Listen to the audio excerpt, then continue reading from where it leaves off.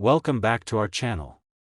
Ever held a Washington quarter and thought it was just 25 cents? A pristine 1932 DMS-66 sold for $143,750, and a 1932 sold for $2.1 million. Like and subscribe to uncover more hidden coin treasures. In the mid-1960s, America was experiencing a profound shift in its economy, its culture, and even in the very metal of its money. The United States Mint, already burdened by the increasing demand for circulating coins, was making hard choices about the materials it used.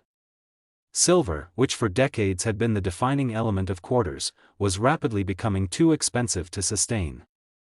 By 1965, the Treasury decided that quarters would no longer be struck from 90% silver. Instead, they adopted a copper-nickel-clad composition.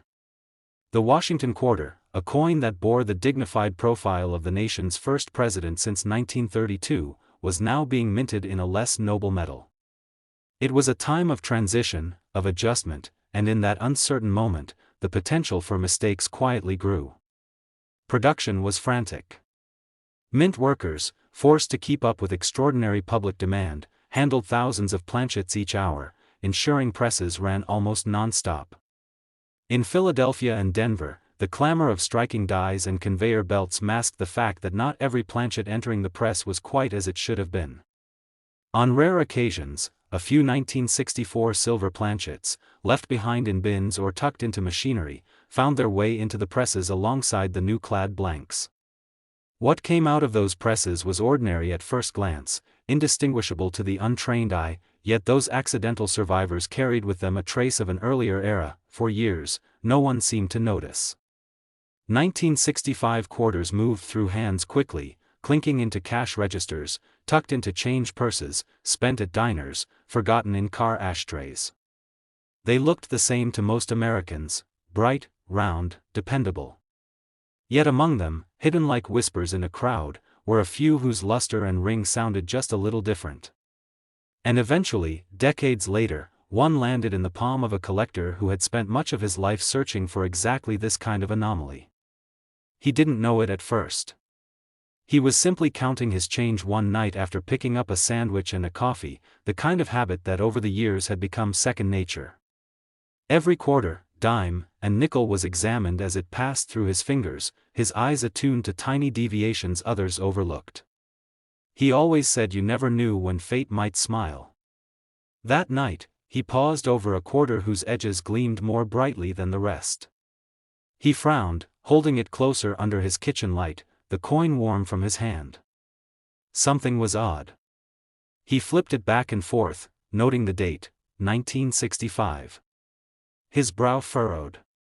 He had seen thousands of clad quarters from that year, millions were minted, but none of them had quite this tone, this familiar silver glow.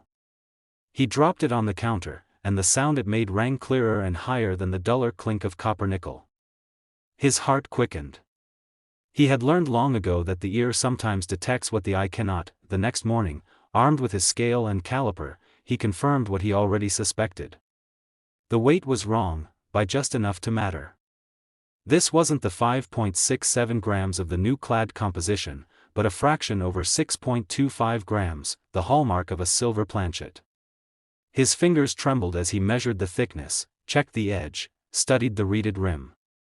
All signs pointed to the same conclusion: he had stumbled upon a 1965 Washington quarter struck not on copper-nickel, but on a leftover silver blank. A relic of an earlier standard, somehow surviving the great switch.it was only the beginning of his journey. The coin, he realized, was rare, how rare he didn't yet know. He consulted auction catalogs, old price guides, and a network of fellow enthusiasts who had heard whispers of such errors but rarely seen one. The trail led him through stacks of dusty reference books and hours of late-night calls, his excitement tempered by the need for verification. And then came the professional appraisal, the long wait, the careful authentication under magnification and spectrographic analysis. The verdict came back clear, genuine, unaltered, a true silver planchet error. He felt both elation and a quiet awe, as though holding a fragment of history that was never meant to exist. The value of his find was impossible to pin down at first. A few private sales in the early years hinted at potential, but prices fluctuated wildly. One sold at a small auction for just a few $100s, while another fetched several thousand. As the years passed and knowledge of the error spread, demand began to rise. Collectors were drawn to the story, to the strange beauty of a coin that shouldn't have been. Some wondered how many were out there, lost in drawers or spent unknowingly decades ago. Each appearance at auction seemed to push the price higher, from hundreds to thousands, then tens of thousands in exceptional cases. Yet always there was a sense that the ceiling had not yet been reached. Prices climbed slowly at first, then in sharper leaps, like the steps of someone ascending a darkened tower one floor at a time, unsure what waited above. And with each step, whispers in the collector community grew louder, but the coin itself remained unchanged, its error silent but unmissable once revealed. The physical characteristics that set it apart were subtle to most. The silver tone was unmistakable under the right light, a brightness that clad coin simply lacked. The weight and density added to its mystique, a reassuring heft that spoke of the older standard. Even the feel of it was different somehow, cooler, smoother, more refined. The design, of course, was the same as every quarter of its year, but here was where the impact of the error became all the more remarkable. Because it bore no special marks or inscriptions, no telltale hints in its design, only the incongruity of its metal composition. It was, to borrow a phrase the collector liked to say, a ghost wearing familiar clothes, yet within this narrative, one final twist lay hidden, waiting to catch even the most seasoned off guard. For as interest in these silver planchet errors grew, some experts uncovered a pattern in certain examples that hinted at something even more curious. Not all of them appeared to have been struck on leftover quarter planchets. Some, upon closer metallurgical examination, appeared to have been struck on silver dime stock, giving them a slightly different diameter or reeded edge. Others suggested that a few bore subtle signs of having been struck on half-dollar stock trimmed down to quarter size. These variations, minute and maddening to confirm, added an extra layer of intrigue to the story.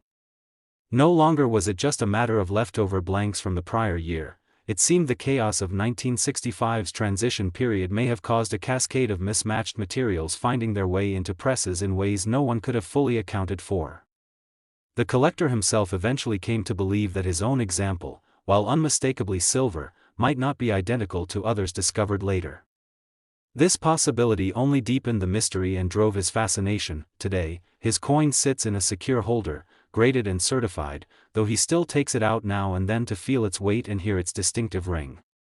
He's watched its value rise to heights he never imagined that night he stood in his kitchen with a sandwich wrapper still on the counter. Some recent auctions have seen similar errors reach into the mid-five-figure range, with whispers of even higher private sales quietly circulating among insiders. Yet he knows that its true worth, to him at least, lies not just in the number it commands at auction but in the quiet thrill it brings every time he recalls the night he found it. The 1965 silver era quarter remains a symbol of a nation in transition, of haste giving way to imperfection, and of how even the smallest oversights can leave behind treasures for those who know how to look. Its story is still unfolding, one coin at a time, and collectors everywhere continue to listen closely for that telltale ring, hoping for their own unexpected twist in the palm of their hand.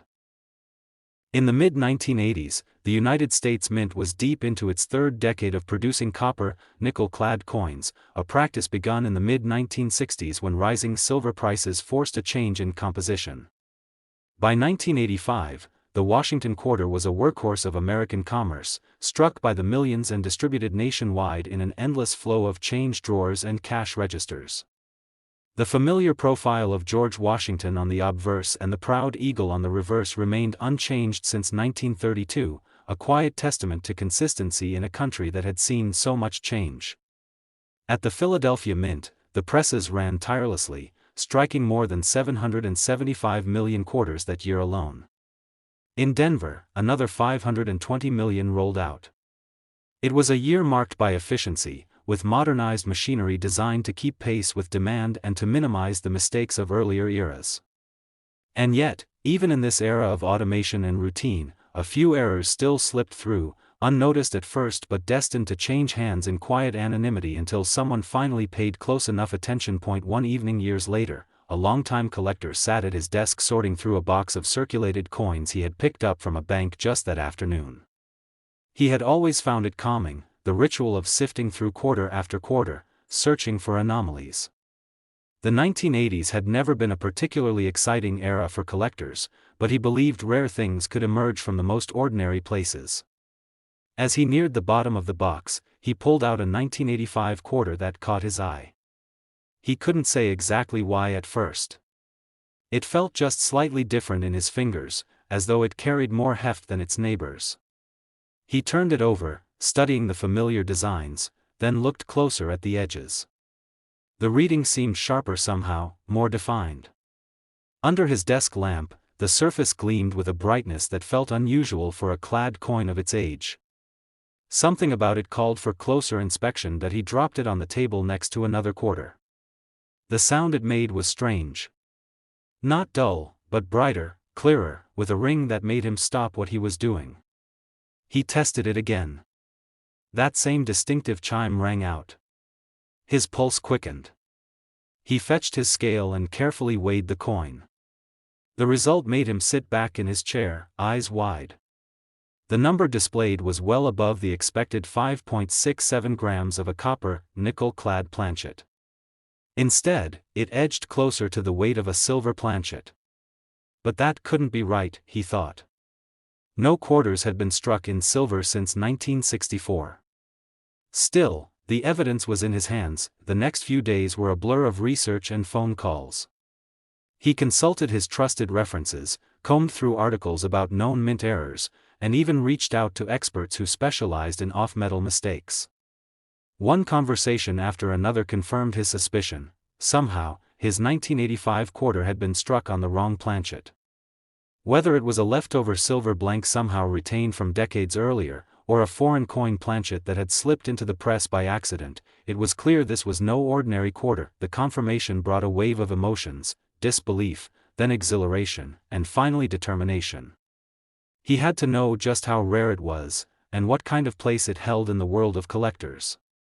He submitted the coin to a grading service, waiting anxiously while experts analyzed every detail, every edge, every glint of its unusual surface. Weeks passed before the package returned, sealed and certified, the label confirming his discovery, a 1985 Washington quarter struck in error on a silver planchet. The notation alone set it apart as one of the most fascinating mint errors of its kind, a mistake born in a time when such things should have been nearly impossible. As word spread, he began to realize just how special his find truly was. Only a handful of such errors had ever been documented from the mid-1980s, and each carried with it a story of curiosity and chance discovery. Collectors debated how such an error could occur in an era when quality control was tighter than ever. Some speculated it was the result of a silver foreign blank, intended for another country's coinage, accidentally fed into the quarter press. Others believed it might have been an elusive leftover silver planchet from long-forgotten stock that somehow escaped the melting pot. The mystery added to the allure. Over time, he watched the value of such coins climb steadily. In the early days, similar examples sold for just a few $1,000s, often overlooked by those who didn't yet grasp their rarity. But as more collectors began to appreciate the significance of an error this unusual from such a modern year, prices began to climb. Auction after auction saw records broken, as competitive bidding drove values higher. The numbers seemed to rise slowly at first, then began to leap, shocking even seasoned dealers. People whispered of private sales conducted quietly behind closed doors, with amounts that made headlines among numismatic circles. And still, each time a 1985 era quarter surfaced, it seemed to push expectations a little further, challenging everyone's assumptions about what was possible. The coin itself bore all the hallmarks of its strange story. The silver tone stood out immediately to anyone who knew what to look for, its bright and slightly frosted luster unmistakable next to the usual dull gray of copper, nickel. The weight was impossible to ignore once you felt it in your palm, the extra fraction of a gram giving it a reassuring presence. Even the sound it made when gently dropped on a hard surface told its own tale, ringing true to its unique composition. The designs themselves, the stoic face of Washington, the outspread wings of the eagle, remained just as intended. There were no unusual markings or alterations to the artwork, no obvious clue to the error beyond the very metal itself. It was the kind of mistake that wore a perfect disguise, hiding in plain sight until someone with a keen eye and a little patience uncovered it. Then came the most surprising revelation of all. As more of these errors came to light, experts noticed subtle differences among them. Some showed minute variations in weight or density, suggesting they may have been struck on different types of silver planchets. A few even displayed slightly narrower diameters, hinting they may have been struck on blanks intended for smaller foreign denominations. These small inconsistencies sent collectors scrambling to compare notes, eager to determine just how many distinct varieties of this error might exist. Suddenly, owning just one was no longer enough. People wanted to track down each possible variation, to solve the puzzle piece by piece. That he still keeps his 1985-era quarter close by, displayed in its protective holder, but he never tires of taking it out and holding it under the light, watching the silver gleam and feeling its unmistakable weight in his hand. It reminds him not just of the night he found it, but of the countless hands it passed through unnoticed before reaching him, and of the extraordinary stories that can emerge from the most ordinary places. And now, after years of study and auction records, the value of such a coin has become impossible to ignore. Depending on condition, provenance, and the specific characteristics of the error, 1985 Washington quarters struck on silver planchets have commanded prices at auction ranging from $42,000 on the low end, to as much as $122,000 for particularly fine or unusual examples. A humble quarter, minted in haste and error, transformed into a prize beyond what anyone could have imagined. By the early 1990s, the Washington quarter had long since become an everyday fixture in American life, its design so familiar it rarely drew a second glance. At the Philadelphia and Denver mints, the presses struck millions upon millions of quarters each year, their output measured in staggering numbers. In 1993 alone, more than 639 million quarters poured from the Philadelphia mint, while over 645 million came out of Denver. The process had become a study in precision and scale, designed to meet the ever-growing demand for coinage in a bustling economy. Machines operated with clockwork regularity, planchets were fed and struck and counted by the thousands, and the Washington quarter carried on its quiet duty. Yet even in such a controlled environment, even in such a routine year, something unexpected slipped through. A few years later, a young collector working his way through a bag of quarters he'd picked up from a local bank felt a sudden pause as one piece caught his eye. He was no stranger to combing through circulation finds, searching for minor varieties or overlooked silver from decades past. But something about this particular 1993 quarter made him stop. At first it was hard to pinpoint, just a faint difference in the way it gleamed under his lamp, almost as though it reflected light with a softer, brighter tone. He flipped it over absent-mindedly, noting the eagle on the reverse, then weighed it in his hand, frowning slightly at how solid it felt compared to its peers. Instinct led him to set it aside. As he continued to search the rest of the bag, he kept glancing back at the quarter on his desk. Later that night, when the house was quiet, he returned to his workbench and pulled out his scale. The number that flashed on the display was unmistakable. This 1993 quarter weighed noticeably more than the standard 5.67 grams. In fact, it came remarkably close to the weight of a silver planchet, something no modern quarter was ever supposed to do. He ran the test again, and again the result held. Over the next week, his curiosity became obsession. He studied everything he could about off-metal errors, carefully comparing his find against documented mistakes. The more he researched, the more excited he became. His coin bore all the hallmarks of a mint error that should not exist, a 1993 Washington quarter struck on a planchet intended for something else entirely, possibly a leftover silver blank or even a foreign coin stock. In an era when silver quarters hadn't been issued for nearly 3 decades, it was a startling discovery. When he finally sent the coin off to a grading service, the wait felt endless. He knew what he hoped they would say, but the thought of a mistake or disappointment haunted him. Weeks passed before the package returned, the coin now encapsulated and certified. He read the label 3 times to make sure. 1993 Washington quarter struck on a silver planchet. Confirmed. Genuine. Rare. The realization brought more questions than answers. How had such a planchet even made its way into the presses in 1993? Some experts believed the mint occasionally kept old stock in storage, and a silver blank from long ago may have escaped detection.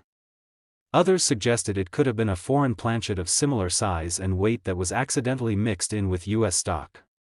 Whatever the explanation, it was undeniable that his find was among an extremely small number of documented 1993 off-metal errors, an unexpected flash of rarity from an otherwise unremarkable year. Over time, he began to notice just how much the market for coins like his evolved.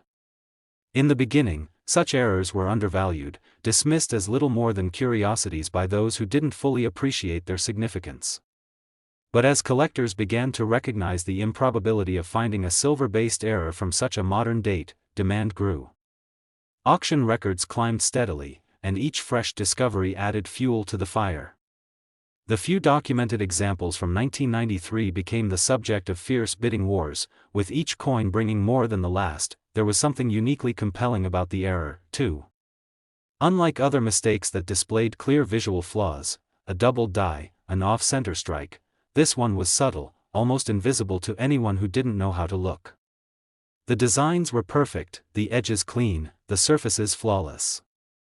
The only clues lay in the color, the weight, and the distinctive sound it made when dropped lightly on a hard surface, that high, bright ring so different from the dull clink of copper nickel. It was an error hiding in plain sight, its secret only revealed to those who paid attention. Even more intriguing, no two examples seemed exactly alike. As more surfaced, subtle differences emerged, slight variations in weight or tone suggesting they may have been struck on different types of planchets. Some experts speculated that more than one source of blanks may have been involved, adding a layer of mystery to an already puzzling story. Collectors began to chase not just the error itself but the possibility of owning multiple variations, piecing together a narrative that the mint itself never fully explained. Now, the collector who first found his 1993 quarter keeps it as the centerpiece of his collection, a constant reminder of the unexpected beauty that can emerge from something so ordinary. He sometimes takes it out just to study it in the light, to feel its weight in his palm, and to remember how close it came to slipping past unnoticed. Like so many others, years of market activity and competitive bidding have only confirmed what he sensed that night at his desk. Today, a 1993 Washington quarter struck in error on a silver planchet is a coveted prize among collectors, its rarity and mystique driving demand to remarkable heights. Depending on condition, provenance, and subtle characteristics, examples have been known to sell for anywhere from $35,000 on the low end to as much as $110,000 at the top of the market. A single coin, born of mistake and chance, now elevated to a treasure beyond what anyone could have imagined. In 2008, the United States Mint continued its ambitious 50-state quarters program, a series that had already captured the imagination of millions of Americans. This year would see the final 5 states honored on circulating quarters, bringing the decade-long journey to a close. Among them was Oklahoma, whose design featured the delicate yet striking image of the scissortail flycatcher in mid-flight, its graceful wings stretched above wild Indian blanket flowers below. The Oklahoma quarter was struck in immense quantities, over 400 million pieces combined from the Philadelphia and Denver mints, destined to pass through the hands of everyday Americans, from cash registers to vending machines, from change jars to children's collections. The production process was practiced and efficient by now, a rhythm of precision engineering and artistry. Yet somehow, amid the countless perfectly struck examples, one coin slipped through that would come to tell an entirely different story. It wouldn't be until several months later, when most collectors had already moved on to the next state in the series, that someone noticed something unusual. A small-town collector in Tulsa, Oklahoma, sat at his kitchen table late one evening, sorting through rolls of quarters he'd picked up at the bank. He'd long since developed the habit of pulling aside clean, sharp examples of each state to tuck away in albums. But when he cracked open one particular roll, one coin glinted with a brilliance that made him pause. At first glance, the Oklahoma design appeared exactly as it should, bird, flowers, inscription all intact.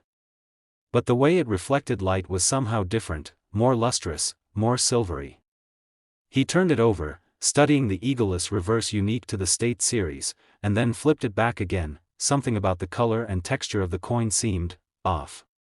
It lacked the slightly dull, grayish tone of the standard copper-nickel alloy. Instead it gleamed with a richer, almost creamy sheen, the kind he associated more with older coins. Out of habit, he weighed it. The scale told him everything. The coin came in heavier than it should have, closer to the specifications of a planchet used decades earlier for entirely different coinage. That night, he barely slept, his mind turning over what he'd found, imagining the possibilities. Days later he visited a trusted coin shop in Oklahoma City, where the dealer's eyebrows shot up the instant he set eyes on the coin. Together, they tested it further, its weight, its specific gravity, even the distinctive ringing tone it made when lightly tapped against a hard surface. All signs pointed to a fascinating possibility. Somehow, during the massive 2008 production run, an outdated planchet of an entirely different composition had slipped into the machinery unnoticed and been struck with the Oklahoma quarter dies. The result was a coin that carried all the hallmarks of its intended design, yet stood apart in both metal and feel. It was hard to say how such an error could happen in a modern minting facility. Some theorized it may have been a leftover blank from an earlier era that became lodged somewhere in the equipment, only to be dislodged years later. Others speculated it could have been a planchet intended for a foreign contract coin that was accidentally mixed in. Whatever the cause, the effect was the same, a stunningly rare modern error, all the more remarkable because of how subtle it was to an untrained eye. The collector submitted the coin to a professional grading service, his hands shaking slightly as he packed it carefully into a protective sleeve. The weeks waiting for confirmation dragged on, but when the package finally returned, his patience was rewarded.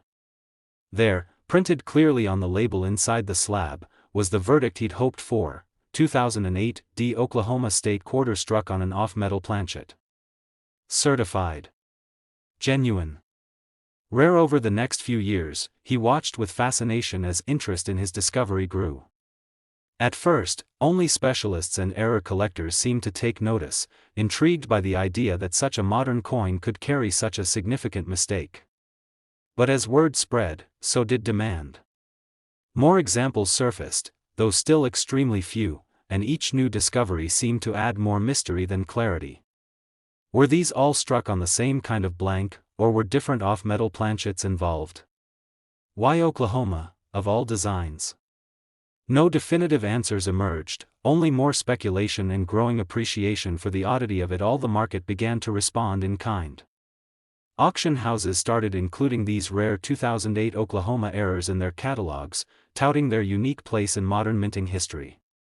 Prices rose steadily as collectors recognized not only the rarity of the mistake, but also its beauty, a coin that looked and felt like a throwback to another time, yet bore the unmistakable hallmarks of its 21st century origin. Its weight and luster, its quiet defiance of expectation, made it irresistible to those who understood what it represented. Unlike other mint errors, which often display dramatic visible flaws, this one retained its perfect strike and crisp detail. It hid its secret beneath a flawless exterior, its story revealed only through weight, color, and touch. That subtlety became part of its allure. It seemed almost poetic that the scissortail flycatcher, known for its graceful, elusive movements, was the design chosen for a coin that itself managed to escape notice, floating silently into circulation against the odds. Today, the original finder still keeps his coin as the pride of his collection, though he has since watched others change hands at major auctions.